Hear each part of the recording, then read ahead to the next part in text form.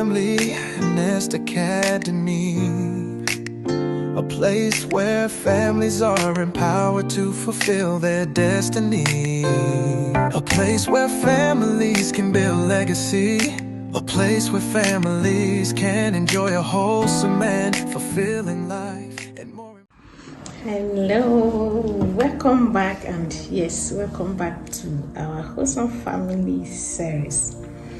So yesterday I started talking about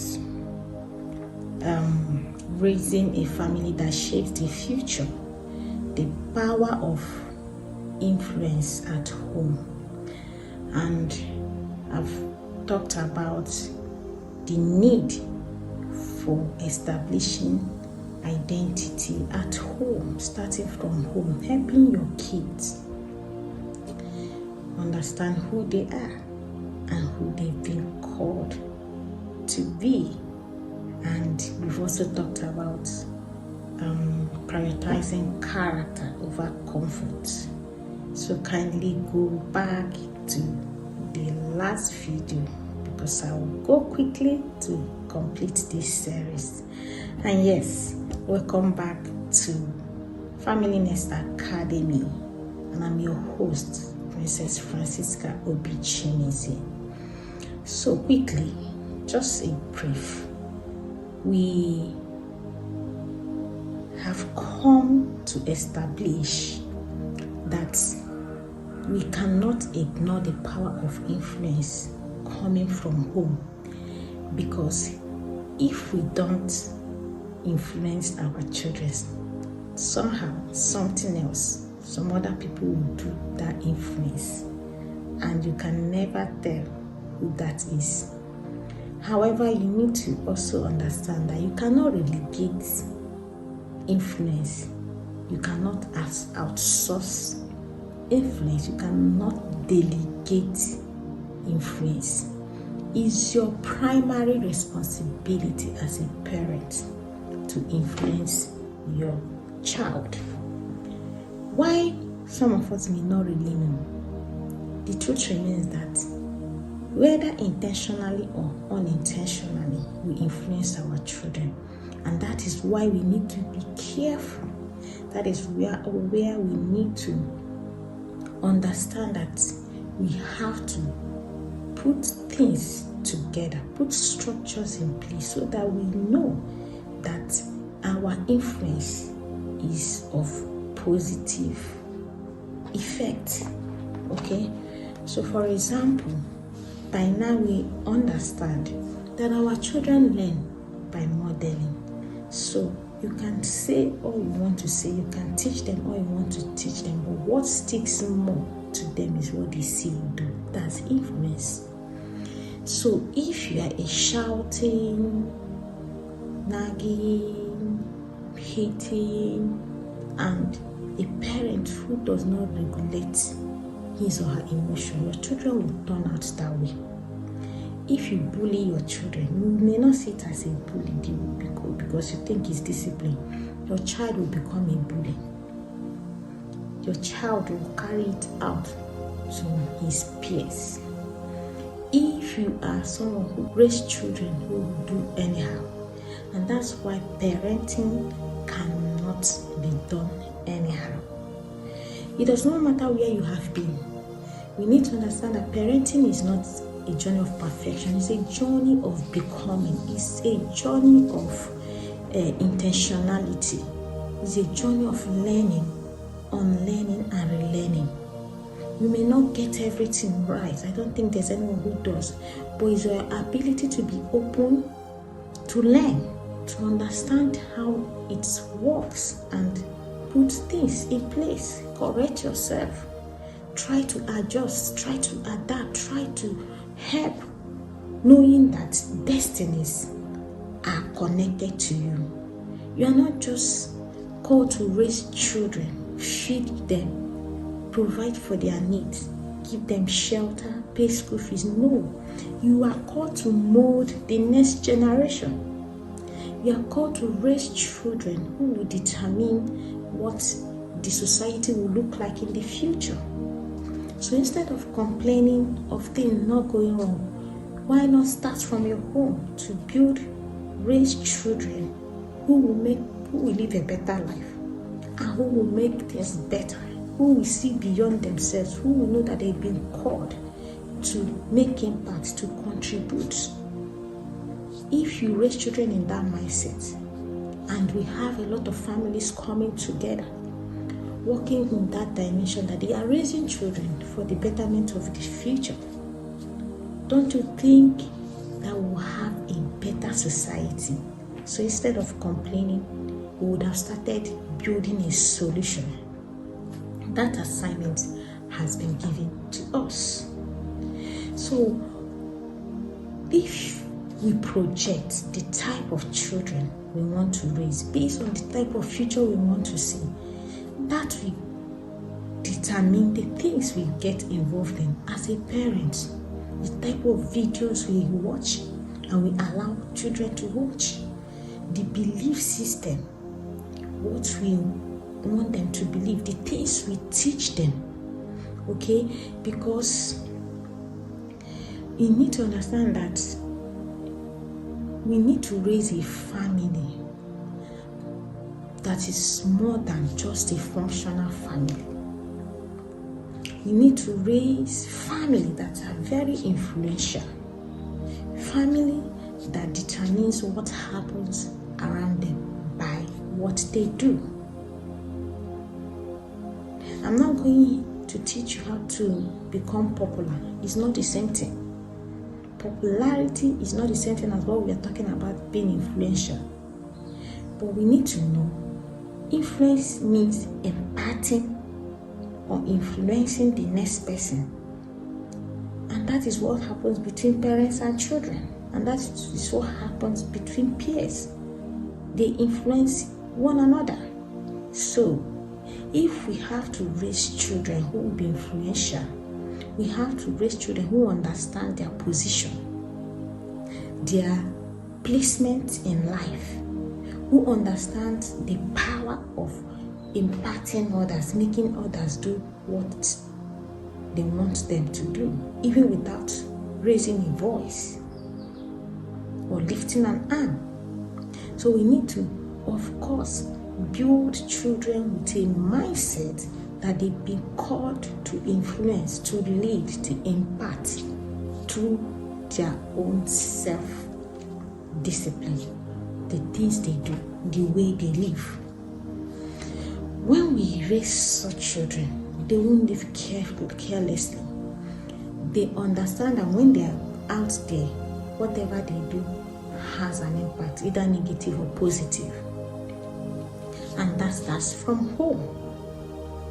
But if we don't groom our children with that mindset, they won't understand that there is implication to their lifestyles, that what they do or the way they live has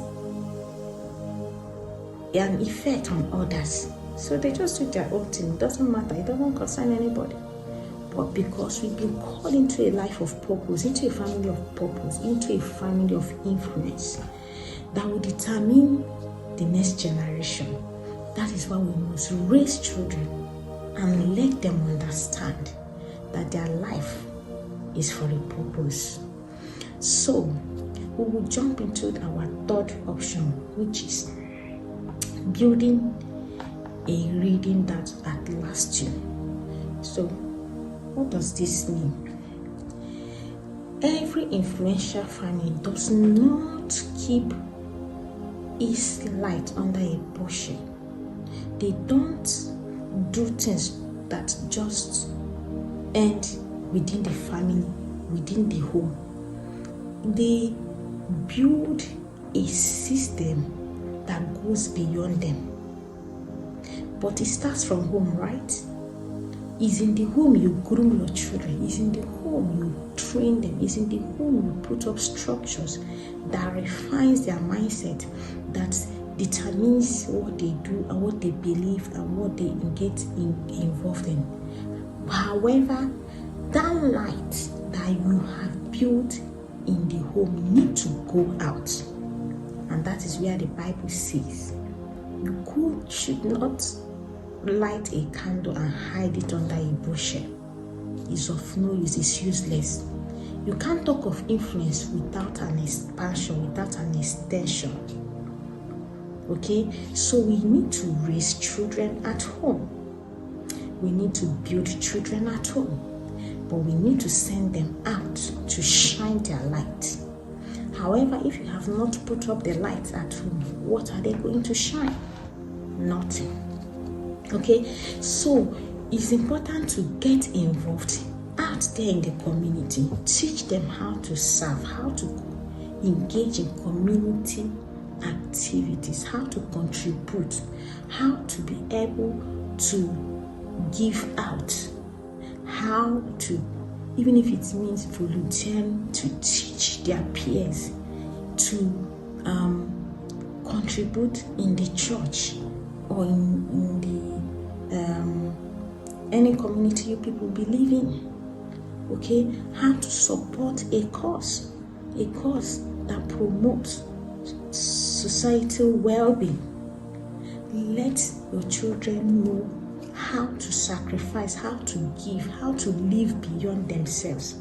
When you build children or raise children who knows that they've been called to contribute to other people's life, to be a blessing to other people's life, you are building influential children. You are building children who understand that life is not all about them. And that is where influence comes to power.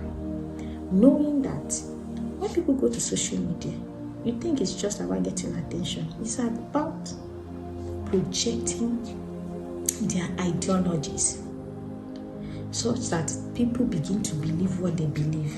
And when people begin to believe what they believe in them. So we are raising children who understand that their impact is not within the home only. However, it starts from the home, right? But they have been called for the world. They've been called for the nations. They've been called beyond the continents of the world. That is what we must have at the back of our head when we are raising children. I'm raising a king. I'm raising a queen. I'm raising an influencer. I'm raising a generational impact child.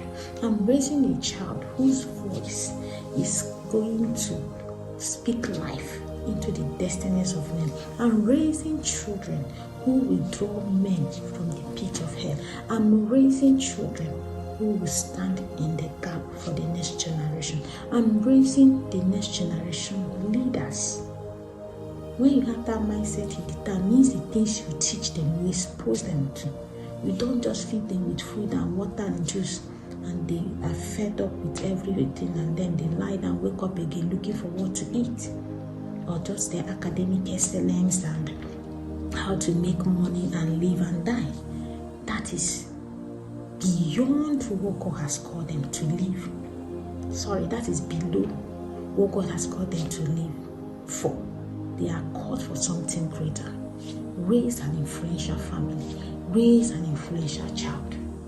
And yes, in summary, the fourth option is raising children who will live beyond your walls.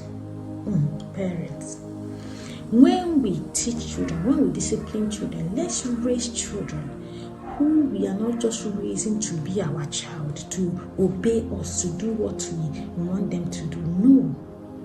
I understand that frustration that you want your child to say yes, yes to you all the time, obey you, do what I. But to raise children who are critical thinkers, who can say no to you, who can dialogue with you, of course in a respectful way. Of course, it's from that way you teach them how to have dialogues respectfully, how to question norms and things that are not right, how to challenge things that are not meant to be. But raise them as you are teaching them every day, as you are correcting them, as you are training them, as you are grooming them. Raise them as children who will stand out in the society and their voice will be loud. Don't raise children whose voice are low because at home they are shut down. Okay? Don't raise children who self-doubt themselves. Don't kill the skills, the confidence and the self-esteem of your child in the name of training. That child will not have the confidence, will not even believe in him or herself that he has the power to make a change outside. So let your children know from within, from the house, that they have a power of influence, that their voice matters, that their ideas are very important, that they have a lot to contribute to the society by building it while at home. Okay? Create traditions that will outlive you when you are gone, so that your children will remember and it will boost their confidence. Oh, this is what daddy used to teach us, this is what we used to do, this is what we learned from it, and this is. Pray for your children. Speak influence into them, speak greatness into them, speak what you want to see. The question is, what do you see? What do you see in those children? What do you see in that child? Are you just seeing another man's daughter? Wife? Are you just seeing a future, a banker or lawyer or doctor? Are you just seeing a future husband? Beyond those, what are you seeing in your children?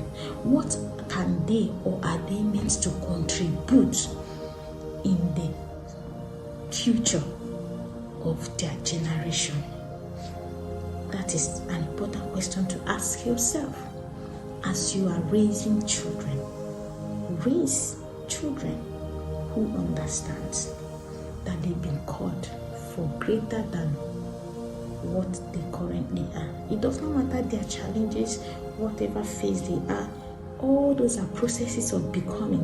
Let them know that no great man, no leader got there with that challenge. So challenge does not define them, because there are stages where they will doubt themselves due to challenges, but walk them through it.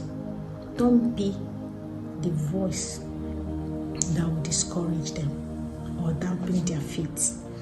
Be that voice that pushes them beyond their comfort zone, beyond their self-doubt, beyond their weaknesses. Don't be so focused on punishing a child that makes mistake and forget the lesson that is meant to learn from it. So use every moment as a teaching moment, as a boosting moment, a moment to reflect and to learn and to become better, because you are not just raising an influencer, you are influencing starting from the way you relate, and you are building a child with capacity to influence.